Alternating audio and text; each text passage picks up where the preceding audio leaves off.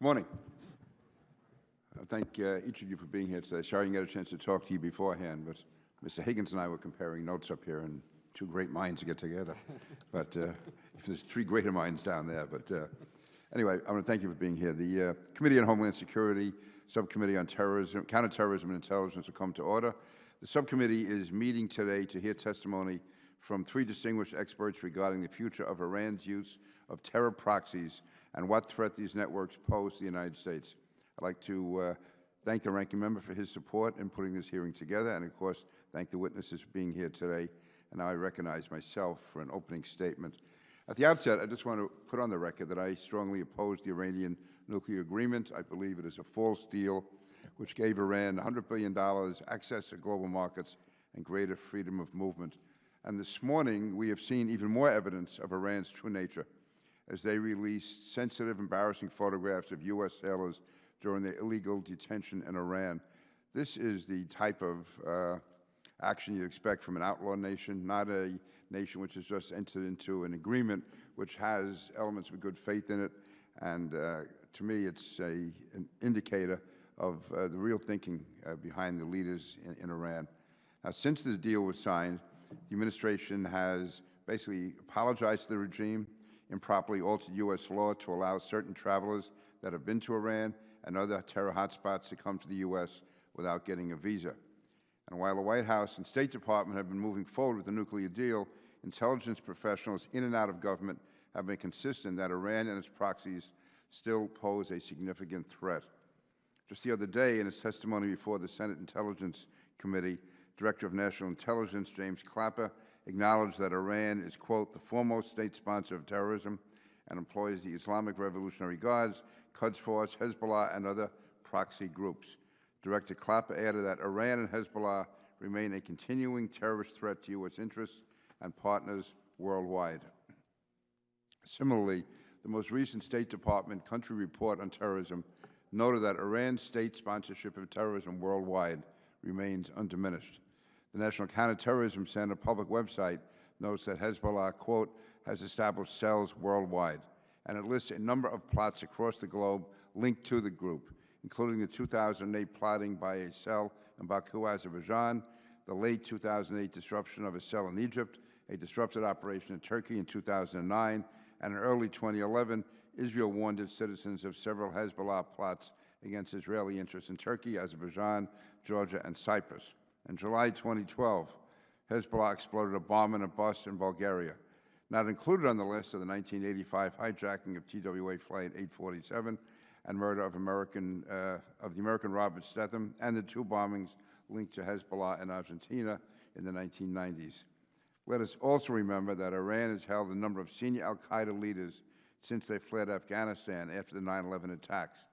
Whenever it suits Iran, they release some of these terrorists, including Mohsin al-Fadli, a senior leader of the al-Qaeda-linked Khorasan group who was killed in a drone strike in Syria, and Suleiman Abu Ghait, who was Osama bin Laden's son-in-law, who is now serving a life sentence in a U.S. prison. Given these threats, it is imperative we examine how the administration's joint comprehensive plan of action will influence Iran and its use of terrorist proxies. While the deal is intended to prevent Iran from developing a nuclear weapon, as DNI Clapper noted in his testimony, Iran's, quote, military and security services are keen to demonstrate that their regional power ambitions have not been altered by the deal. The deal is far more likely, I believe, to reward Iran its bad behavior with billions of dollars and improved international standing. While the administration is praising itself for completing this agreement, Iran is likely to exploit every opportunity to either weaken the few restraints the deal places on them or using their newfound wealth to further destabilize the Middle East. We must analyze the effect this agreement has on Iran and how its proxies will change their behavior. No income from renewed foreign investment and access to funds previously seized by the West will absolutely be used to support terrorist networks. How will these groups invest this money, and does the United States face an increased threat as a result? Two, Iran will certainly provide additional resources to Shiite militias fighting on behalf of the Assad regime in Syria and to the Assad government directly. Despite the President's insistence that he wishes to see Assad go, he has negotiated an agreement nearly guaranteed to comfort Assad by ensuring that his benefactors in Iran have the resources they need to support his government?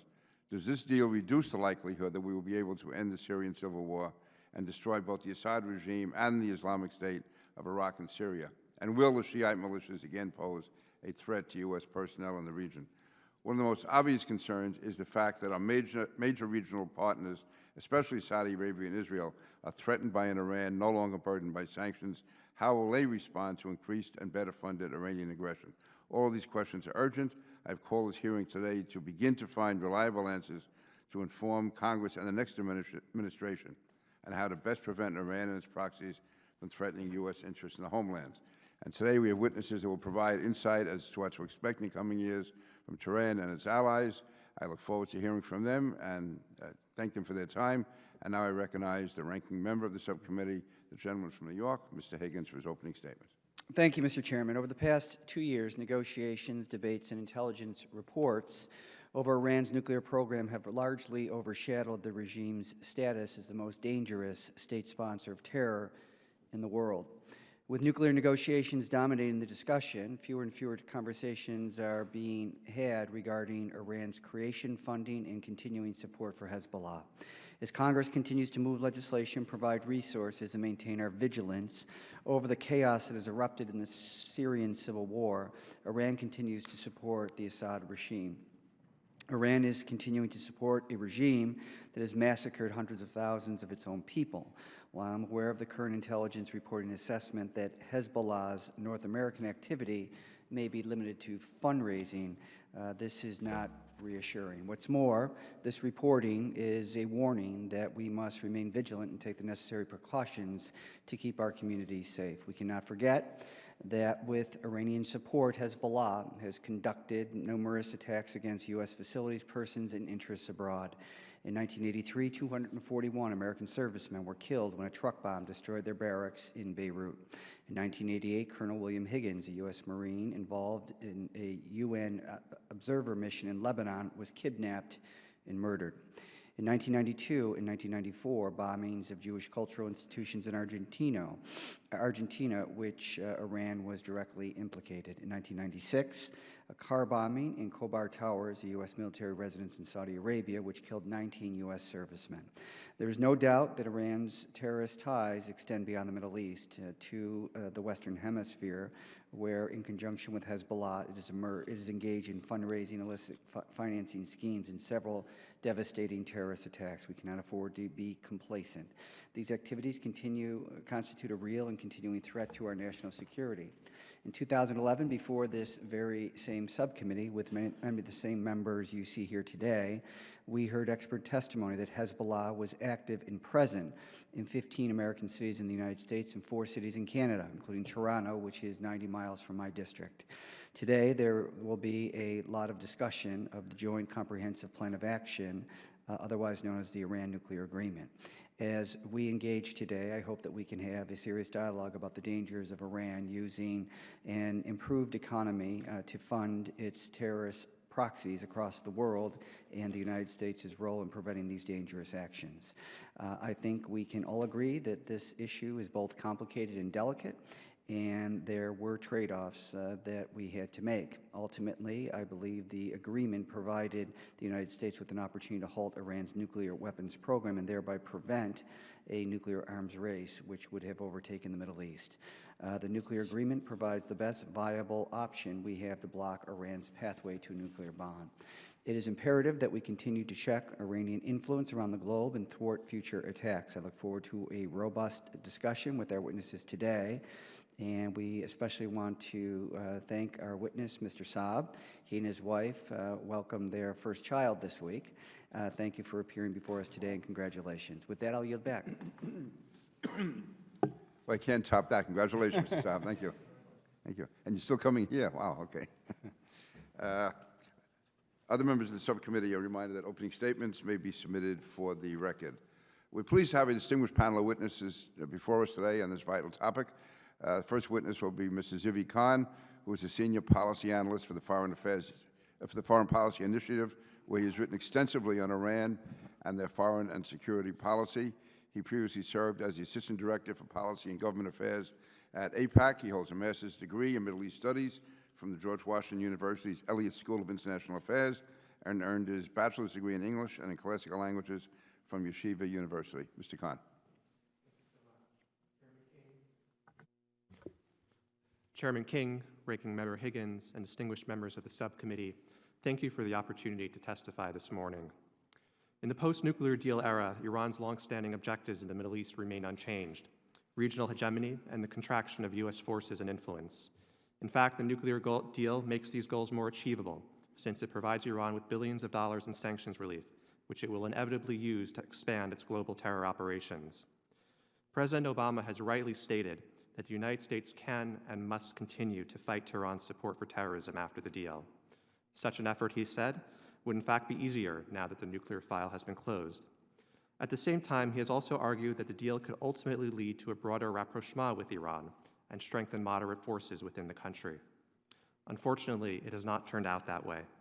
In the 7 months since the deal, Tehran has continued, and in many respects increased, its regional aggression, its domestic repression, its violations of international laws and norms, and its open defiance of the United States and its allies. In response, the administration has remained largely passive. The list of Iranian provocations is long and grim, but I'll highlight just a few. In collaboration with Moscow, Tehran has increased its support for the bloody Assad regime. It backs the Lebanese terrorist group Hezbollah and Houthi rebels in Yemen. It aids Shiite militias in Iraq that have killed more than 500 U.S. soldiers and that were likely responsible for kidnapping 3 Americans last month. It has tested ballistic missiles in violation of UN Security Council resolutions. It has test-fired rockets in dangerous proximity to a U.S. aircraft carrier. It has waged cyber attacks against the United States. It has captured U.S. soldiers and broadcast their surrender in an effort to humiliate America. It has used U.S. prisoners as bargaining chips to secure the release of Iranian sanctions violators. And it has carried out what the International Campaign for Human Rights in Iran calls the largest crackdown on human rights since the 2009 Green Revolution. Why would Iran behave this way so soon after signing a landmark nuclear agreement with the international community? The reasons, I think, are both tactical and ideological. First, the deal has offered Iran a tactical opportunity to leverage it as a coercive mechanism in its dealings with Washington. Recognizing that the preservation of the deal is the Obama administration's top foreign policy priority, Tehran has repeatedly threatened to walk away from it if Washington punishes the regime for any kind of misbehavior. In so doing, Tehran has deterred meaningful consequences for its actions. This ploy has proven quite successful. It has enabled Iran to set the terms of its relationship with America and to advance its extremist agenda with relative impunity. Second, as multiple statements from Iran's supreme leader, Ayatollah Ali Khamenei, indicate, Tehran fears that the nuclear deal is in some way a ruse aimed at advancing a Western effort to infiltrate its body politic, subvert its radical Islamist ideology, and ultimately overthrow the regime. To be sure, Tehran's fears of Western infiltration date back to the Islamic Republic's founding in 1979 and are a key part of its conspiratorial worldview, regardless of their reality. But this time, its anxieties have an element of truth. After all, President Obama has repeatedly stated that a nuclear deal could help alter the fundamental nature of U.S.-Iranian relations. For this reason, Iran has increased its aggression in order to convey a simple message. In the post-nuclear deal era, Tehran's hostility towards the West will endure. There will be no rapprochement. As the regime has repeatedly stated, the deal was purely transactional and had only one purpose: sanctions relief. Thus, as a practical matter, the deal has not moderated Iran, but in fact has exacerbated its dangerous behavior. What should the United States do? I believe that we need to make a fundamental paradigm shift in our relationship with Iran and adopt a comprehensive strategy rooted in the premise that our policy on the nuclear deal and our policy on Iran's support for terrorism are inextricably linked. How can the United States achieve this? By reestablishing deterrence and forcing Tehran to reassess the cost-benefit analysis of its behavior. By imposing meaningful new sanctions on Iran's Islamic Revolutionary Guard Corps, which spearheads Iran's regional aggression and domestic repression. By openly siding with our Gulf allies against Iran in order to reduce its regional presence and influence. By treating Iran as part of the region's problems, especially Syria's civil war, not as part of the solution. In short, we need to reverse the current dynamic so that it is Iran, not the United States, that fears the consequences of deliberate provocations.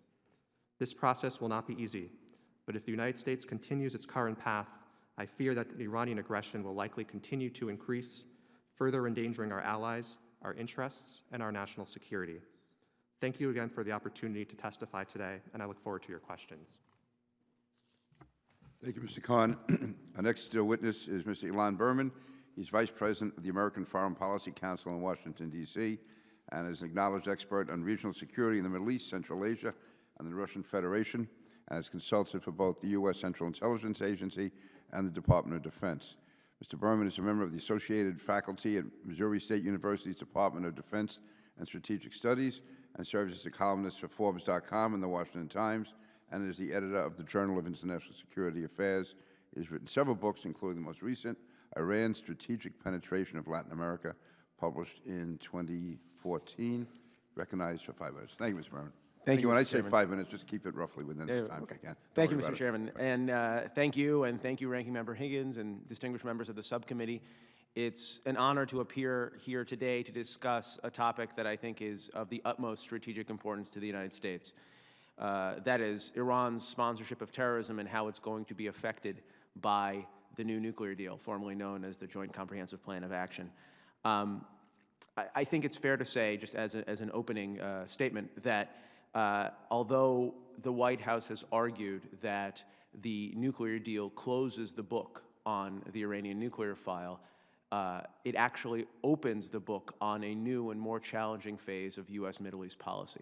And it does so for at least 3 reasons. First, the JCPOA does not dismantle Iran's nuclear capability. In fact, it does the opposite.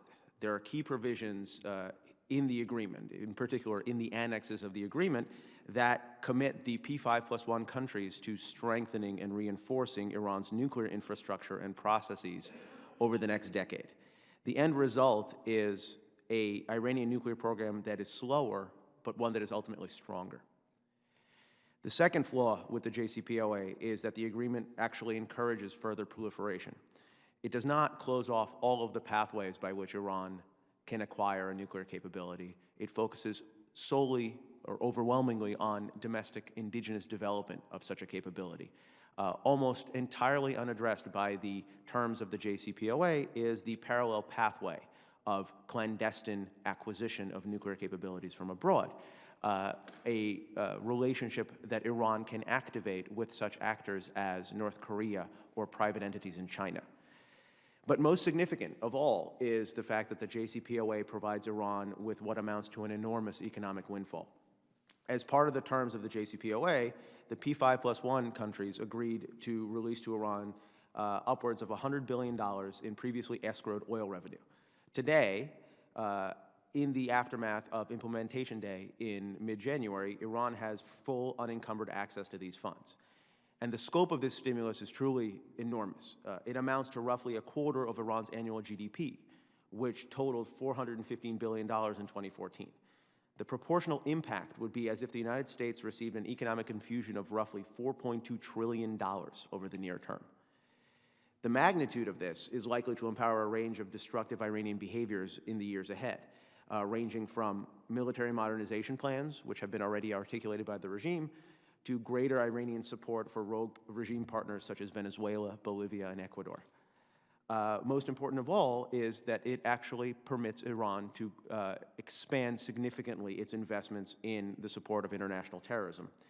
According to the Congressional Research Service, Iran currently spends between $3.5 billion and $16 billion a year on the support of terrorism, ranging from Hezbollah and Hamas and the Palestinian Islamic Jihad to the Syrian regime, to Yemen's Houthi rebels, to Iraq's Shiite militias. If just 1/10 of the newfound economic stimulus inherent in the JCPOA is used in this arena, it would effectively double or even triple Iran's investment in global terrorism. In the context of the U.S. homeland, I think this plays out in 2 principal arenas. The first is Latin America, where over the last decade, Iran has systematically expanded both its formal contacts with the region's regimes and its informal strategic presence. The late Argentine prosecutor Alberto Nisman detailed in 2013 that over the last 3 decades, Iran has built an extensive network of intelligence bases and covert centers in no fewer than 8 countries. This is the network that empowered the 1994 bombing of the EMEA Jewish Cultural Center in Buenos Aires, and it's also the one that allowed Iran to either instigate or support 3 separate plots targeting the U.S. homeland in the last decade. The 2007 plot to blow up the fuel tanks underneath JFK International Airport, the October 2011 attempt to assassinate Saudi Arabia's ambassador to the United States here in Washington, and a plot by Venezuelan and Iranian diplomats to conduct cyber attacks on U.S. defense and civilian infrastructure. The presence of Hezbollah has grown similarly, and over the last several years, a string of incidents ranging from the apprehension of Hezbollah operatives in Peru to revelations about Venezuelan official assistance to Hezbollah operatives in the provision of state-supported passports demonstrate that Hezbollah has both the mobility and the capability to pose a significant threat. The risks for American security in this context are both clear and present. And as Iran begins to enrich itself as a result of the JCPOA, we can expect more activity in this arena. For the purposes of time, the second arena where Iran is significantly likely to expand its activities in the U.S. homeland, and that is cyberspace, I will leave to the questions if you have any. But let me conclude by saying that now that the implementation of the JCPOA has begun, Iran's ability to carry out a range of rogue behaviors has expanded exponentially. And it is incumbent upon all of us and upon the U.S. Congress to watch what Iran is doing, not only in the theaters where it is active currently, primarily in the Middle East, in Syria, but also in theaters further afield, because Iran's global ambition is truly global, and Iran's global ambition is now much more fully funded as a result of the nuclear deal. Thank you. Our next witness is Mr. Bilal Saab. He's the resident senior fellow for Middle East Security with the Brent Scowcroft Center on International Security. He also serves on the board of several research organizations excuse me, in the United States and the Middle East. He's received awards from the Atlantic Council and from the Center for Strategic and International Studies. He has previously worked at the Institute for Near East and Gulf Military Analysis, the Saban Center for Middle East Policy at Brookings, and the Center for the Study of Terrorism and Political Violence at the University of St. Andrews in the UK. He is a BA from American University of Beirut, a Master's in International Security Studies from the University of St. Andrews, and a MA in International Security Policy from the University of Maryland. With that, I am pleased to welcome you and look forward to your testimony, and congratulations again on the newborn. Everybody healthy and everything fine? Great, good, okay. Thank you, Mr. Chairman. Mr. Higgins, I'm grateful for the opportunity to testify today on this very important subject, and once again, thank you for the congratulations.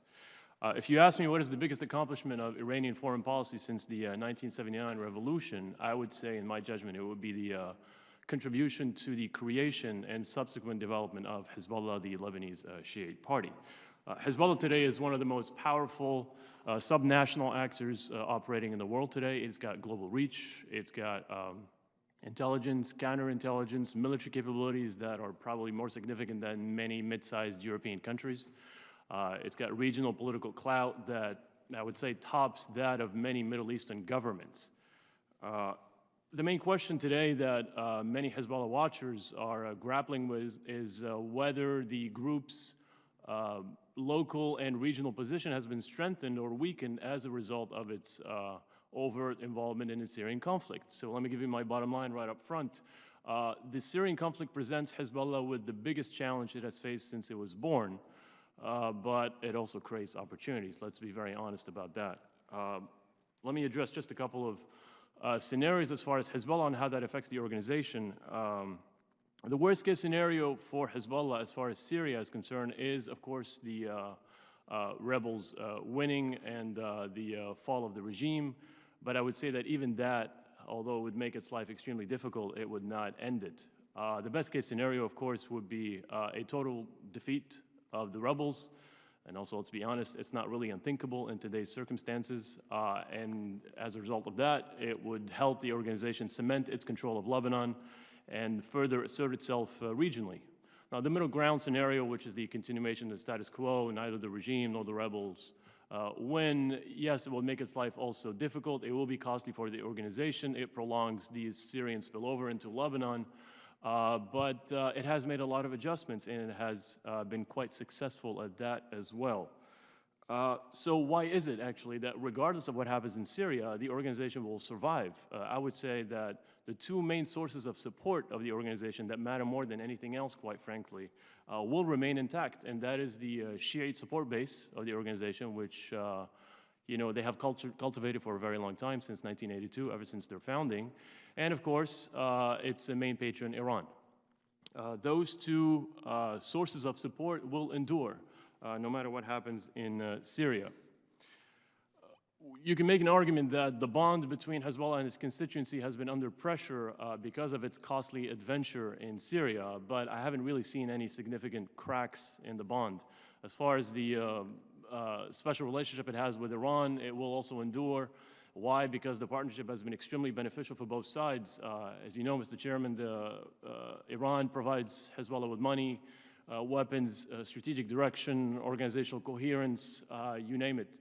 And in return, Hezbollah allows Iran to project Shiite power in the Arab world, and with its military arsenal, it helps deter Israel from attacking Iran. And I have every reason to believe that these relations between the two allies, Hezbollah and Iran, will continue to develop following the lifting of sanctions against Tehran. Which brings me to Hezbollah's international activities. Because at the end of the day, they are an extension, in my opinion, of the paramilitary and intelligence agencies of Iran. They're not really independent. So will the threat the group poses to the homeland increase, decrease, remain the same after the lifting of sanctions, and specifically when Tehran has a few more billions of dollars to spend? I'd say that any serious assessment has to look at both the intentions of the organization but also the capabilities. And having interacted throughout my career with many officials and analysts within the intelligence community regarding Hezbollah, I would say that nobody doubts the capabilities of the organization. It's just on the issue of intentions where there might be some debate. There are two reasons why Hezbollah has never really acted or attacked on U.S. territory. First, Hezbollah does not really strategize or act alone when it comes to global operations. Tehran is in charge here for sure. The second reason, Hezbollah has no interest itself. Because it is much aware of its own limitations and the consequences, the steep consequences for taking on the most powerful nation on earth. Now, could this change in the foreseeable future? I think a lot of it would depend on the evolution of relations between Iran and the United States. Should the relations take a dramatic turn for the worse over a number of scenarios, it's likely that Iran might fight back using asymmetric tools, and particularly terrorism. And one of those tools may well be Hezbollah, of course. But I would say even under that scenario, Hezbollah would think twice, really, before it would decide to pick this fight from which really it probably would not survive. The U.S. government has designated Hezbollah as a terrorist organization, but in my mind, I think that terrorism is only one of the challenges that the organization poses. As a matter of fact, it's not the most imminent, it's not the most significant, in my opinion. The counterterrorism lens is a little bit too narrow. The party, at the end of the day, is a product of Lebanon's internal weakness, Iran's intervention in Lebanese politics, previously Syria, and of course the ongoing conflict with Israel. So the United States really has no desire or capacity to solve all these complex problems. They've been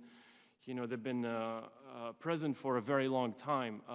I wrote almost 6 years ago, and I think it's still pertinent today, that the most affordable option the United States can pursue as far as Hezbollah is containment, really. And Washington should continue to provide assistance to the Lebanese armed forces, which it is doing, and try to bolster the country's internal strength, which would ultimately diminish the group's rationale for keeping its arms. In closing, Mr. Chairman, let me emphasize that Hezbollah is dealing with really significant pressures as a result of its costly intervention in Syria. The adjustments it has been forced to make have not been easy at all. But the suggestion that these pressures represent, that the pressures will really lead to its death, in my opinion, represents nothing but wishful thinking. Equally important, doesn't seem like its adversaries, foreign and domestic, are really in a position to take advantage of its present travails. So this transformation that it's going through from a domestic hegemon in Lebanon into a regional powerhouse, quite frankly, is now more achievable because of what's happening in Syria. Thank you very much. Thank you, Mr. Saab. I thank all of you for your testimony. My first question will be to you, Mr. Saab. Do you think it is just that Iran is just a patron of Hezbollah? I mean, how much control does Iran have over Hezbollah? Assume there is a crisis between the U.S. and Iran. Could Iran direct Hezbollah to carry out an attack? Because, like you said, Hezbollah does, you would have to decide whether or not they want to take action against the U.S. How much leeway would they have if Iran came down and said, we want you to do this? That's an excellent question. I believe that over time, Hezbollah has gained some kind of autonomy from its main patron, but only on specific issues. And those do not include global operations. So on those issues, I would say there's a lot of room for maneuvering for the organization politically inside Lebanon. They run their own show in Lebanon, to be honest. As far as regional interventions and the intervention in Syria, I would say there's significant pressure coming from Tehran and asking it to intervene on its behalf to save the regime of the Syrian president. As far as global operations, I'd say they work in consultation very, very closely. If they were to be asked to intervene globally on their behalf, I would say that, yes, they would think about it twice, but at the end of the day, the partnership is too strong. This source of support is so crucial for its own survival and its own well-being that I would suspect at the end of the day that they would basically accept whatever the Iranians would ask them to do on a global level. And could that include an attack on the homeland? It's going to be a tough decision, but if it really comes down to this and we witness a serious escalation of relations between Iran and the United States, there's growing regional instability, everything is at stake, I suspect so, sir.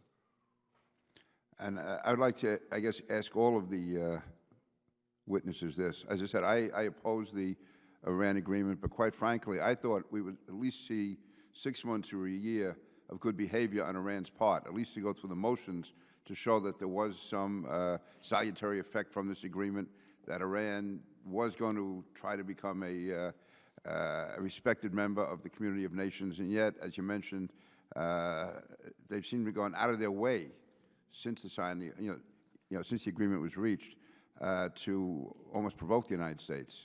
Probably most notably was the seizure of the sailors, and then today I said, the release of the photos. First of all, I ask you, were you surprised by that? And secondly, what is their intention in doing this? Well, thank you for that question. Unfortunately, I'm not surprised by that. And I think there's actually a very simple reason that Iran has continued its aggression, because I think it knows that they can do so, and they know that they're unlikely to suffer meaningful consequences for doing so. After all, Iran now has extraordinary leverage over us. They understand how important the nuclear deal is to us, and they know full well that we will take dramatic steps to ensure its survival, and will be willing to tolerate an extraordinary amount of aggression on its part if we had to choose between the deal and stopping its regional aggression. So I think Iran has recognized that, and I think it's ruthlessly exploiting it. So I don't think this should really come as too much of a surprise. I agree completely with Mr. Khan. I think there is an argument to be made, even if one is a proponent of the nuclear deal, that it could have been negotiated more judiciously to spread out the economic benefit that Iran receives over the lifetime, over the next decade, the lifetime of the agreement.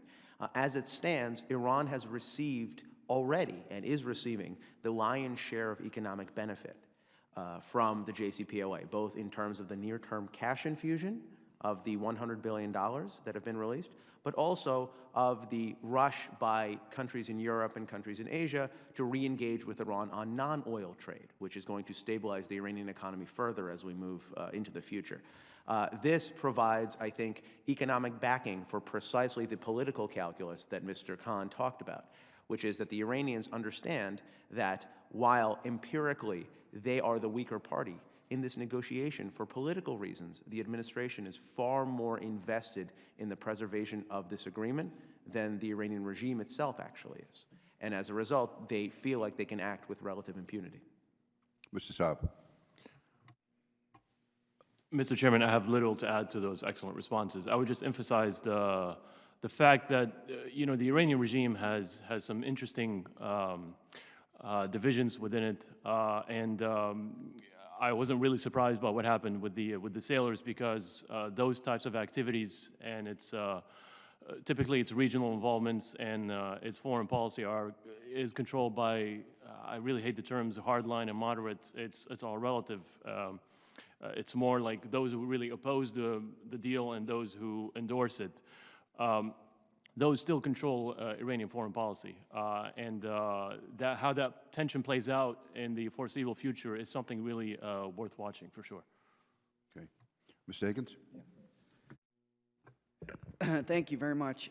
First, on the issue of the nuclear deal, and I think, however imperfect it is, the objective is something that everybody agreed with, and that is bolstering deterrence, keeping Iran from having a breakout capability. And prior to the deal, it was estimated that the breakout time was a couple of months, and under the deal, it appears to be about a year, perhaps more, over a 15-year period.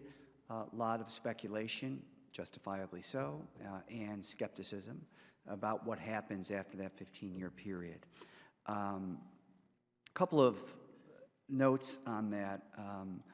Dennis Ross and David Petraeus advanced an argument that the administration should provide Israel with additional weapons toward the goal of bolstering deterrence in the region, keeping Iran in check relative to what their regional ambitions may be.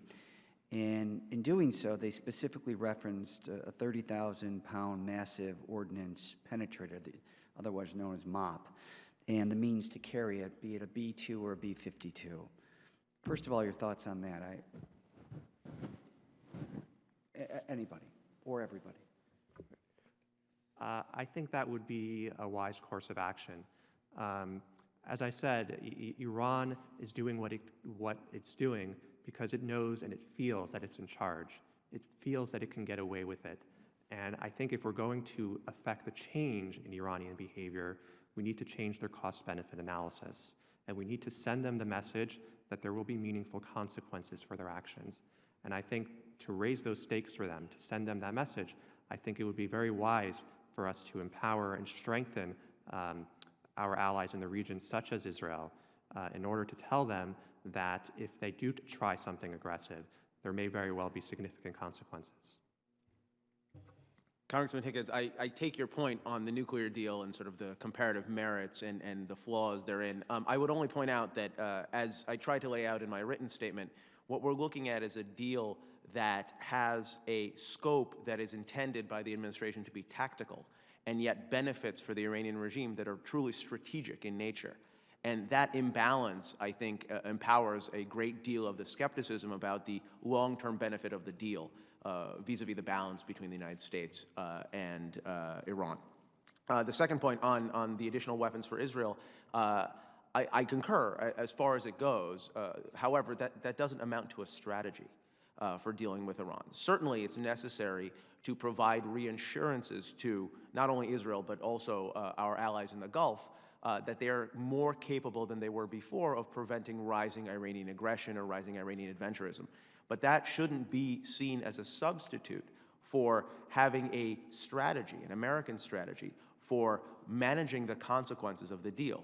Because while the debate over the agreement, as you know, in this chamber and in others over the summer was very rancorous, the deal has passed, and we are now looking at a situation where over the next several years, the impact of the agreement is going to put certain Iranian behaviors into play. Our job, I believe, is to track those behaviors and to craft a strategy to respond to them. Such weapon supplies may be part of that strategy, but they're not the sum total.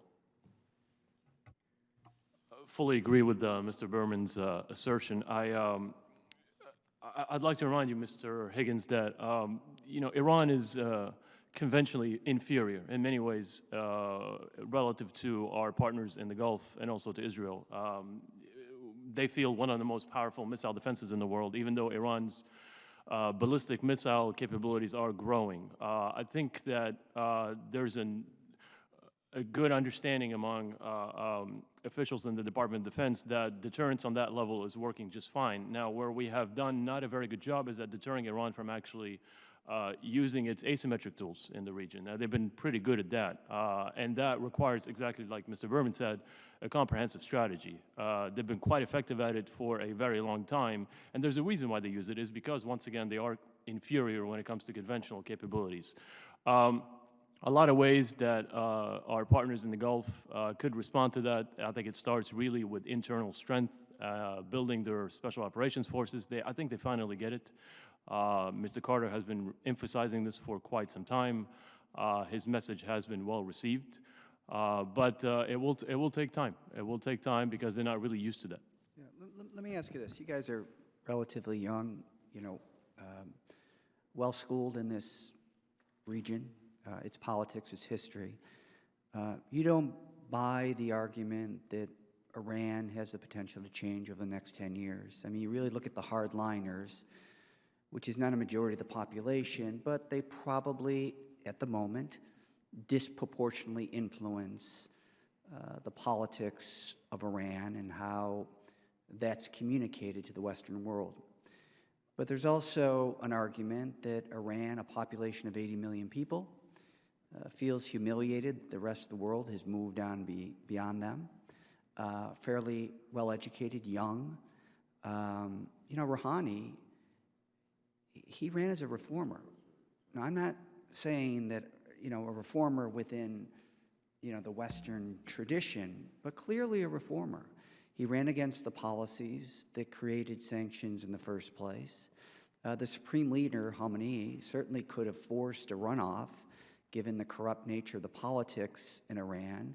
He didn't. Rouhani was elected and said that the economic situation was even worse than he thought it was as a candidate upon taking office. So I just think, it's not, it's not black and white. There's no absolutes there. I think you got to take a nuanced approach to it. And you listen to the young scholars coming out of Iran, they speak of an Iran that wants to be part of the rest of the world, economically, culturally, and otherwise, because social media, Twitter, the internet, is not only used for organizational purposes in helping to create revolutions, but also for aspirational purposes. So even more, young people are seeing how everybody else is living, and they want to be part of that. So I think we're at a real critical time in Iranian history and politics as to what Iran's going to be in the next 10 years. Just a final thought on this. I saw where, the father of the revolution, his grandson was trying to get into the General Assembly, which selects the supreme leader, and he was rejected, Khamenei. And they said that he was too young, that he was too inexperienced, and the average age of the assembly that selects a supreme leader is 80. Well, at the conclusion of this nuclear deal, Iran could be a very different place with different leaders who have a different view of what ultimately Iran wants to be in the future. Just your thoughts. I know I went over them. I think you raise a very important question. But I think if you look at how events have actually unfolded since President Rouhani has came to power, there's really very little evidence to suggest that he is a reformer in any meaningful sense. Human rights abuses in the country has arguably gotten worse over the last 2 years. Iran still executes more people per capita than almost any other country in the world. There has been no improvement in terms of freedom of speech, in terms of freedom of religion. Iranians are still routinely imprisoned in Iran's notorious prisons for simply speaking their mind, for practicing their religion, for criticizing the regime. These are things that are still the norm in Iran today.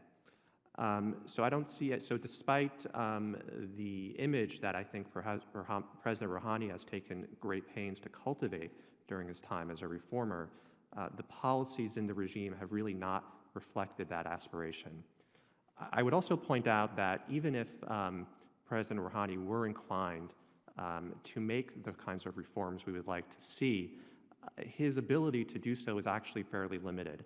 The chief entities responsible for Iran's regional aggression and domestic repression is the Islamic Revolutionary Guard Corps, also known as basically the regime's Praetorian Guard. And they don't report to President Rouhani. They report to Supreme Leader Ali Khamenei. And in the end, President Rouhani's power is really, as a result, very fairly limited. And therefore, I think it's a mistake to suggest that the current regime has really changed in any way. And I see very little evidence to suggest that that change is really on the horizon. I think, in fact, when you look at how the regime's aggression has increased both domestically and abroad just in the 7 months since the nuclear deal, I think that creates a very grim picture, and I think is unfortunately a warning of things to come. To which I would also add one final point, which is that over the last 7 months, Iran really had every incentive to stay on the good side of the international community because they hadn't yet received sanctions relief. So you would have thought that given how much of an incentive they had to stay on the good side of the West, they would have perhaps restrained themselves. But in fact, they have not done so. And I think that begs the question, if they're willing to provoke us in this way when they had every incentive to not do so, how much more so are they going to be willing to provoke us when they have already received their sanctions relief and our economic leverage has dramatically diminished? Mr. Higgins, if I may, I agree completely that Iran finds itself either in the midst of or at the cusp of a critical time. But I would focus on slightly different data points in explaining my views on this. Iran is a country of 81 million people. 2/3 of the Iranian population is under the age of 35, which means that they weren't alive at the time of the Islamic Revolution. And it means that the ideological consistency of the regime wanes over time. The more people are born that do not recall Khomeini and the founding of the revolution. This is significant because what you saw in the summer of 2009, after the re-election of Mahmoud Ahmadinejad to the Iranian presidency, was really a groundswell of potential transformation. Right? We are hoping that this nuclear deal will precipitate lightning to strike twice, essentially, to catalyze this sort of grassroots movement. But if we look at what the Iranian regime itself is saying and is doing, it's very clear that they view the agreement not as a vehicle for reconciliation or moderation, but as a vehicle for strengthening precisely that ideological regime that is increasingly aged and increasingly rickety. And as a result, you're seeing the emergence of an increasing strain of ultranationalism within Iran. The debate is not between reformists and conservatives within Iran. It's between strains of conservatives within Iran about the true position of the Islamic Republic. And the consensus in their debate rests squarely on the fact that Iran should be, by its rights, by its historical destiny, a regional pole of power. And the Iranian regime, irrespective of the tactical rhetoric that it assumes, is acting on that conviction in the macro sense.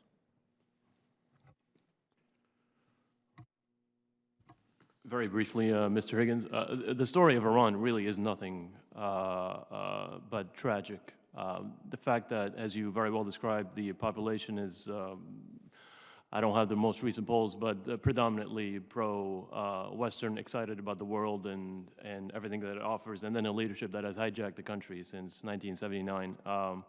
It's hard to really see a scenario anytime in the foreseeable future where leadership becomes more cooperative, less hardline in its policies, both at home and abroad. you know, if there were to be some types of changes of the leadership becoming less ideological, but still obviously problematic in many ways, I think a realistic scenario, and even that is still far-fetched, would be something resembling the Chinese system, less ideological, more open economically, but of course still at home politically closed. You know, an X factor, which Mr. Burman has mentioned, is the Mr. Khamenei himself, the leader, the supreme leader. Should he pass sometime soon, that's going to create a major shock to the system. And how that will unfold, I think is definitely worth watching.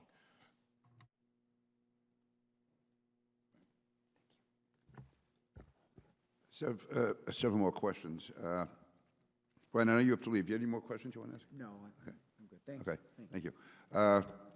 The question of Syria, assuming that what the administration is looking for is that negotiations do go forward, that Russia has an influence in removing Assad or somehow getting Assad out of the picture, or at least wants to do that, how much control do you think Russia would have over Iran and Hezbollah and bring that about? If Hezbollah did realize or did see that it may lose a center of its operations by having Assad moved out.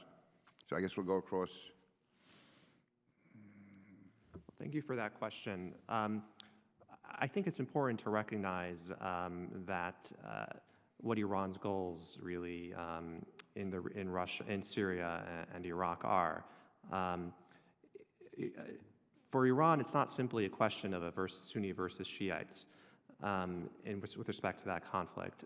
For Iran, it's also a key part of that conflict is not about defeating ISIS per se, but really, in a sense, it's a matter of rivalry. They're seeking control of the same territory, and that's the key reason why Iran is involved in this conflict right now. That's the key reason that it's supporting the Assad regime. For Iran, the Assad regime provides the key foothold for its influence and presence in the Levant. It provides the avenue for which it can support Hezbollah. Without that regime and without that ability, Iran's ability to exert leverage in the region, to wage conflict against Israel, would be dramatically reduced. And so I think that what we can expect to see over the coming weeks and over the coming months is Iran's continuing effort to ensure that the Assad regime remains in power for as long as it can. I think it's not a coincidence that it was only 10 days after the nuclear agreement was signed on July 14th, 2015, that Qasem Soleimani, the commander of the IRGC Quds Force, traveled to Moscow to perhaps arrange and to have discussions about Russia's involvement in the region and its participation in the civil war. It's not a coincidence that it happened so shortly after the nuclear deal, because Iran understood that the nuclear deal was going to give it room to expand its global operations and to deter meaningful consequences for its actions, given the leverage that the nuclear deal provided it. And that's, of course, in addition to the sanctions relief that the nuclear deal gave it. So I think in the coming months, we will expect to see Iran's and Russia's partnership continue. And that, of course, I think will be very harmful, of course, and really serve to really prolong the civil war in Syria in a way that I think is very much very contrary to our interests and to the stability of the region. I can see what Iran wants, and my own belief is probably likely to go in the direction you're talking about. I guess I'm saying if for whatever reason Russia, for its own interests, decides that Assad should go, would Iran and Hezbollah, what would they do in that case? I mean, basically Iran has brought Russia in or has encouraged Russia to be involved. What would they do if Russia, in effect, goes to a policy which is against Iran's and Hezbollah's interests? And we can get down the line. Mr. Khan, you want to? Sure. I think we can expect to see that Iran is going to try to back the Assad regime really for as long as it can, regardless of Russia and Hezbollah's actions. Because as I said, for Iran, Syria is its foremost client, it's its most important regional partner, and it is the key mechanism for which to exert its influence in the region. And I think if the Assad regime were to fall, from Iran's perspective, that would be a catastrophe. And I don't anticipate that simply obviously if Russia were to withdraw its support for the Assad regime, I don't think Iran would be particularly pleased about that. But I don't think it would necessarily, simply to please Russia, I don't think it would necessarily change its goals. Mr. Burman? Mr. Chairman, so let me try to tackle this slightly differently from the Russian perspective. I think it's necessary to understand that Russia in Syria is operating from a rather complex set of variables that it's trying to solve. One of them, an overriding one, which doesn't get a lot of press, is the fact that Russia has its own Islamist problem. Fully a quarter, the Russian intelligence service estimates, fully a quarter of the foreign fighters that have joined the Islamic State to date are either from the Russian Federation itself or from the countries of the former Soviet Union. Russian is now the third most popular language within the caliphate, after Arabic and English. So for the Russians, I think the strategy is, at least in part, to go abroad and fight those jihadists there rather than wait for them to come home. At the same time, the Russians are affected by what Iran is doing. It's not a coincidence that in the months running up to Qasem Soleimani's trip to Moscow, to visit with Vladimir Putin, the Syrian regime had lost something like a sixth of its territory, of the territory that it held. Simply put, Iranian support was insufficient for Assad to hold the line, and Russian assistance was necessary. And so this, I think, sets up a paradigm by which the Russian government is involved in Syria in a way that, at least in the near term, is intended to prop up the Assad regime. Over the longer term, the Russians want a settlement, whether Assad is part of it or not, that is favorable to their interests, including to their Islamist problem.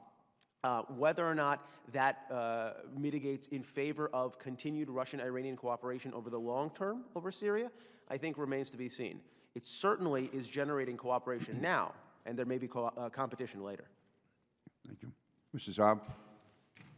Very briefly, Mr. Chairman, what are the Russian red lines and what are the Iranian red lines in Syria? I'm not an expert really on Russia, but I'll just provide some thoughts. For the Iranians, I really think it's a friendly regime in Damascus that preserves the supply lines to Hezbollah and the weapons depots that it has stored inside Syria. It is really crucial for the Iranians, for Hezbollah to play a potent military deterrent role vis-a-vis Israel, and the Syrian connection is quite important. I think the Syrian president is quite salvageable. I don't think really it is critical for the Iranians or the Russians, as a matter of fact, for him to stay in power. It's just that for now it's much easier to keep him because he has preserved their interests quite nicely. If there were to be an alternative that would provide the same set of services, I think that they will be amenable to that, of course, on the condition that the price that they're asking for would be met. What are the Russian red lines? I agree, Mr. Burman. I think it's a government in Damascus that fights terrorist groups that have links to rebels in Chechnya. Any other consideration really is a preference of Russia, not really a core priority. There's been this argument that we might have the capacity to try to create a wedge between the Iranians and the Russians in Syria and try to exploit any gap between the two. Quite frankly, we haven't done a very good job at that thus far for, I think, two reasons. One, it's not that easy really to define and identify what is the gap between the two. I think there's a nice division of labor here between the Iranians and the Russians in terms of their activities in Syria. One is committing ground troops, the other is obviously by air power. And there seems to be quite an intense consultation between the two countries about the future of the country, as Mr. Burman has described. Thank you. If I can bring you back to the United States, I guess it was 2011 when there was the the planned attack in Washington on the Saudi ambassador and blowing up the restaurant, et cetera. It had been, I think, conventional wisdom among the intelligence community, excuse me, that Iran would not attempt an attack here in the homeland. And obviously there was one at that time planned. Do you see circumstances in the immediate future, or even the near future, where Iran would be willing to carry out an attack on the U.S. homeland? I think what we could expect to see more is an effort on Iran's part to engage in more incremental provocations. I don't think Iran is necessarily interested in triggering the kind of conflict or necessarily engaging in a provocation that would force the United States that would force it politically to have a strong response. I think what we will see instead is a sense of asymmetry, of asymmetrical conflict. In other words, if you look at the kind of things Iran has been doing over the last 7 months, from the ballistic missile tests to the captures of the U.S. sailors, these are actions that are an effort to humiliate the United States, to exert its authority, to say that the United States is not going to be able to influence them, but they're not the kind of things which are necessarily going to trigger a full-scale conflict. And I don't think Iran is necessarily interested right now in having that kind of full-scale conflict. So I think what is more likely is that we're going to continue to see more like a war of attrition, smaller scale steps that would wear down the United States over time without triggering a kind of full-scale conflict. Having said all that, you never know, and it's certainly possible that Iran could miscalculate. It's certainly possible that if there's the next president will have a different sense of strategic calculations in terms of the way it wants to respond to Iran, and that in turn could affect Iran's calculus.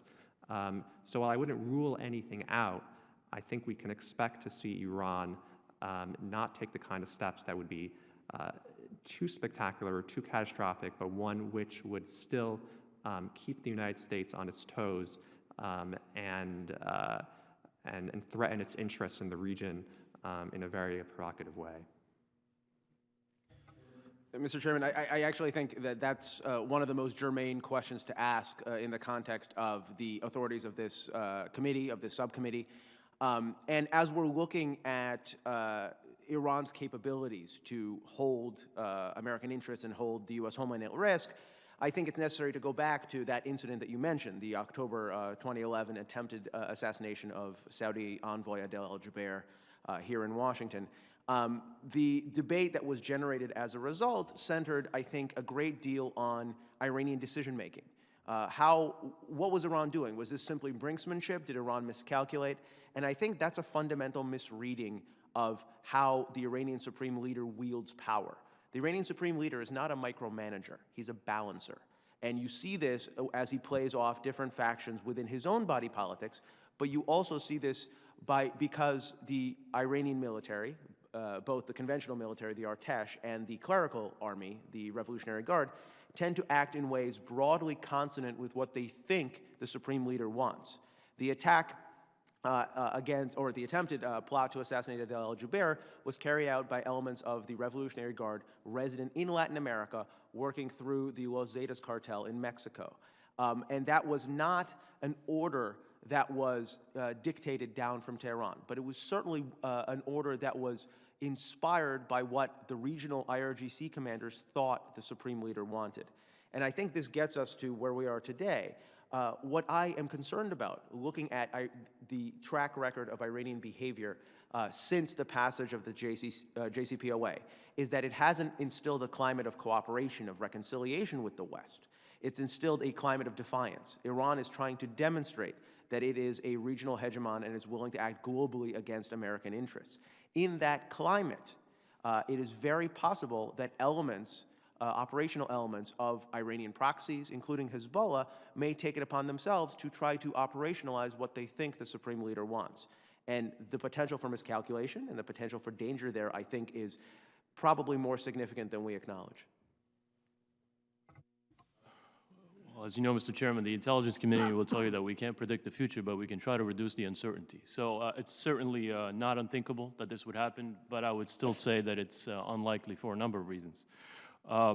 As I mentioned in my earlier testimony, it's primarily something like this would happen as a result of really massive escalation in political relations between Iran and the United States. And let me just mention a couple of scenarios. Maybe an incident at sea in the Arabian Gulf that would escalate.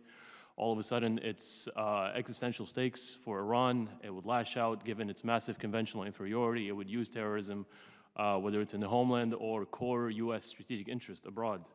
Maybe an inadvertent clash on the ground in Iraq or elsewhere. Or maybe even a clear violation by Tehran of the nuclear deal.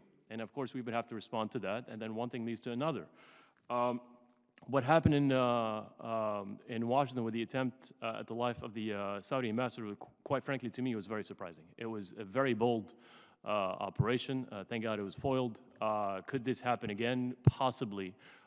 It's not really an insignificant detail to say that the target was not a U.S. strategic target. It was a Saudi official, of course, again, in Washington, in a very crowded area. Which once again was very surprising to me, the fact that they've decided to pull that off in the heart of the Capitol.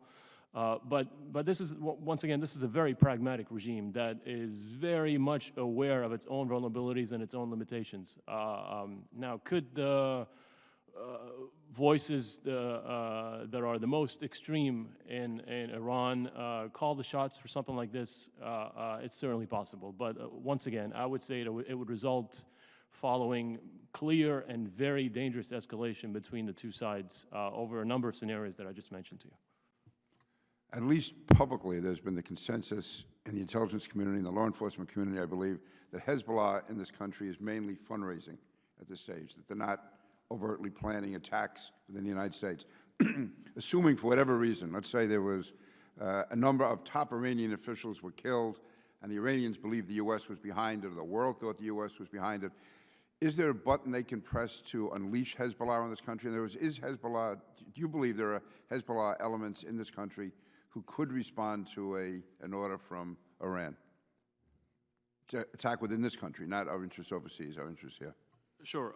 The presence has been well documented. I'm very well aware of what law enforcement agencies in the United States have been laser focused on Hezbollah's presence, whether it's sympathizers or members. Really hard to tell a difference sometimes. Once again, I really cannot speak with any degree of confidence to what extent Hezbollah would be willing to perpetrate such an escalatory act of political violence in the United States. I would suspect that the preferred course of action that Iran would pursue would be an attack outside the United States, just because it's less escalatory. And at the end of the day, there's a very clear return addressed as far as Iranian terrorism. And unlike, the Islamic State, Al-Qaeda, it's like chasing shadows, with Iran, it's very clear. We know where it's coming from, and they know that we know. So this type of understanding, in some ways, limits what they can do. But once again, who knows what minds will prevail in Tehran. It's really hard to tell. This is a very opaque regime. And frankly, it's beyond my area of expertise what Hezbollah's international activities are. I tend to agree with you that primarily the presence in the United States and the activities that they're engaged in is fundraising. But I've heard and I have read about a lot of the criminal and illegal activities, not just in the United States, but as Mr. Burman said, in Latin America and in Africa and in other places as well. This is quite a sophisticated network, and they've been trying to build it for some time, and I would say with some success. Mr. Burman? Well, I think I tend to concur. It's certainly unlikely, but I don't think you can rule out the possibility. Also, and would they have the capacity, I guess, if they did want, if they were ordered to do it and they wanted to do it, do they have a capacity to carry out attacks here in the U.S.? Hezbollah? I think so, to a limited extent. What concerns me is, and as I've written in my written statement, a sanctions-constrained Iran succeeded in either supporting or instigating at least 3 separate plots against the U.S. homeland, including involving Hezbollah operatives over the last decade. So as we move forward in time, we do have to be wary of the potential for this level of activity to increase as a result of incidents that happen abroad, diplomatic incidents, a breakdown of nuclear negotiations, but also of incidents that may become more likely as a result of increased Iranian capabilities. As Iran receives the economic benefits of reintegration into the global community, it's, I think, a very strong possibility that there will be a trickle-down effect for its terror proxies, including Hezbollah. And if Hezbollah is postured globally, including in the Western Hemisphere, as I think you've heard testimony to that effect, I think we need to be worried about what that does for Hezbollah's latent potential against the U.S. homeland as well. Mr. Khan? I concur with my colleagues, and I don't necessarily have that much to add. except to say that I think, again, how the United States postures itself towards Iran over the course of the implementation of the agreement will have a very big impact on how Iran calculates to what degree it will be able to survive and withstand a potential aggressive act against the United States. The more Iran feels confident that it can get away with such behavior, or that the United States lacks the resolve to engage in a meaningful response, I think the more likely it becomes that Iran is going to be willing to risk that kind of provocation. Now, again, I can't predict the future, and certainly anything is possible. But I think that, again, reinforces the need on our part for the United States to send that message to Iran that should it engage in any provocation, we will respond. And to the extent that we fail to send that message, I think it increases the likelihood of further aggression. Ms. Saab, you want to add? Two-finger, very, very briefly. It's a very clear yes on the issue of capabilities. In case I wasn't clear on that, as I mentioned in my testimony, Hezbollah's international activities are an extension, at the end of the day, of Iranian paramilitary and intelligence agencies, and those are quite capable themselves. I think there's a very healthy appreciation in the U.S. government for what Hezbollah is capable of, only because of its connection to Iranian paramilitary organizations. Okay, this will be my last question, and it's Mr. Saab, and either of you can comment on it also. I think in answer to a question before, you said Hezbollah realizes that if they did confront the U.S., that we could wipe them out or eliminate them. How could we do that? I'm glad to hear that, but how would you see that being done? At the end of the day, Hezbollah relies, as I mentioned before, on two critical sources of support. Those would be the relationship with Iran and a relationship with the support base. We obviously have to balance between our own interest in Lebanon as a whole, as a country, and also our own policy or approach with regard to Hezbollah. Now, we should ask the Israelis. There's been ongoing conflict between Hezbollah and Israelis since 1982. There's been a lot of tactical successes by the Israelis against Hezbollah. They've been trying to disarm the organization for a long time, but they have not been successful for a number of reasons. I mean, this is a very deeply rooted organization within the country. I think what the United States could tackle very effectively is the issue of global operations, because the dialogue, as I mentioned before, the return address is Tehran. But in terms of its own presence inside the country, it's going to be very difficult for the United States to really mount policies that would reduce its popularity, that would disarm it. I mean, at the end of the day, this is quite a massive military arsenal. And as I mentioned, the several confrontations with Israel over the past few years, with 3 high-intensity military conflicts in 2006, 1996, 1993, none of them have actually led to the disarmament of the organization. As a matter of fact, they've made the organization even stronger. So the United States can effectively tackle the issue of terrorism through Iran, but in terms of its own local position, in terms of its regional influence and all that, I mean, that's going to require quite a comprehensive strategy that the United States has not formulated thus far. Mr. Burman? I tend to disagree, Mr. Chairman. I think it's, while an optimistic idea, it's rather an impractical one to assume that we can root out Hezbollah, root and branch, and sort of dismantle the organization. I would say that there's considerable merit to focusing on, as Mr. Saab said, to focus on the global activities portion of what Hezbollah is doing. In particular, in the context of the Western Hemisphere, Hezbollah has vacillated between being an appendage of Iran, a narco-terrorist organization, and somewhere in the middle over the last decade, depending on Iran's financial health and its subjection to international sanctions as a result of its nuclear program. I think here the zone of danger comes from us having less ability to discern exactly how strong Hezbollah is and what it's doing. And as successive commanders of U.S. Southern Command have said before the House Armed Services Committee, for example, the posture of Southcom, the ability of Southern Command to really see into South America and Central America to understand what these external actors like Hezbollah are doing has actually diminished over time as budgets have constricted. That creates a possibility that Hezbollah, and by extension Iran, has the potential to grow exponentially without being watched, without being seen by the U.S. intelligence community, by the U.S. military. That creates a potential for, I think, a very dangerous synergy with local radicals, with local criminal organizations, that it isn't really being adequately addressed. And that would be the place that I would start if I was to begin focusing on Hezbollah's global activities. Hezbollah has entrenched itself south of our border over the last 3 decades. It's carried out terrorist attacks south of our border over the last 3 decades, and it's begun increasingly to reach northward, including into the U.S. homeland from there. That may be, for our intents and purposes, that may be the most functional place to start if we think about addressing Hezbollah globally. Mr. Khan? Well, I concur with Mr. Burman, and to which I would also add, I think there is, of course, I don't think any realistic way to simply wipe out Hezbollah, but I think it goes back to the point I discussed earlier, which is that I think if we want to weaken Hezbollah, we have to weaken its patron, and in the end, if Iran possesses the ability to continue sponsoring Hezbollah, then I think we can only continue to expect that it will grow, and that its power will remain as is. So in the end, if our goal is to reduce the influence of Hezbollah, we really have to focus on reducing the ability of Iran to keep it in power. And I think that really has to be our focus if our goal is to reduce Hezbollah's influence.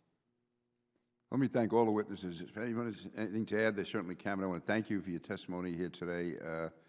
You've certainly taken a very complex situation and applied a level of coherence to it that we haven't had before. So I want to thank you for that. And just want to state for the record that the members of the subcommittee may have additional questions for the witnesses, and we'd ask you to respond to those in writing. Any of the members, especially those who are not here. And pursuant to Committee Rule 7E, the hearing record will be held open for 10 days. Without objection, the subcommittee stands adjourned.